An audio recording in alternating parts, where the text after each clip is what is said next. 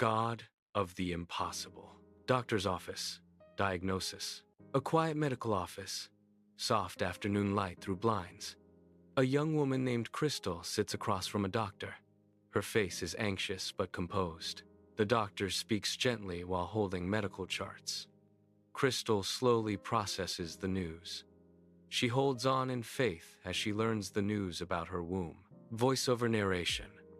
Crystal was told she had a heart-shaped womb and that conceiving a baby could be difficult. Crystal leaving the office, holding paperwork, holding on to faith, holding on to God. She is holding on to hope against hope, a faith that makes no sense. Crystal sitting alone in her parked car outside the clinic, rain lightly tapping the windshield. She enters into the presence of the Lord. She is grateful for an opportunity to give him praise. Voiceover narration. She had already lost a pregnancy. Visual prompt.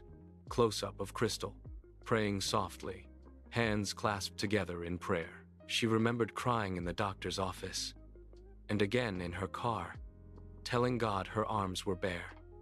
A familiar scene, with many women seeking God for the fruit of the womb, but she had faith for the impossible. Soft golden sunset through the car window.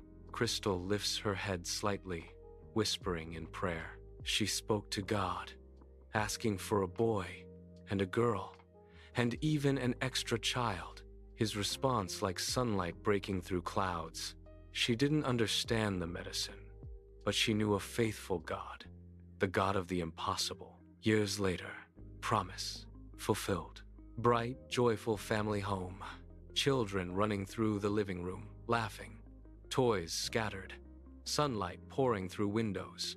Today, she looks back on that moment. Crystal standing in the kitchen smiling while children talk, laugh, and cry around her. And God's faithfulness fills her home. The God of the impossible kept his word. He hearkened to her prayers. Every laughter was a reminder of his faithfulness, a reminder that her arms were full. Every sound to her was the sound of his goodness and faithfulness, the sound of his fulfilled word. Every bedtime prayer, a continuation of praise and relationship that would sound out from generation to generation. Everything she had was from his hands.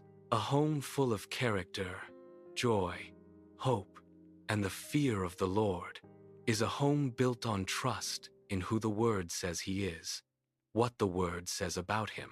Crystal watching her children play in warm evening light, a peaceful smile on her face as she realized yet again that they are manifestations of his love and faithfulness.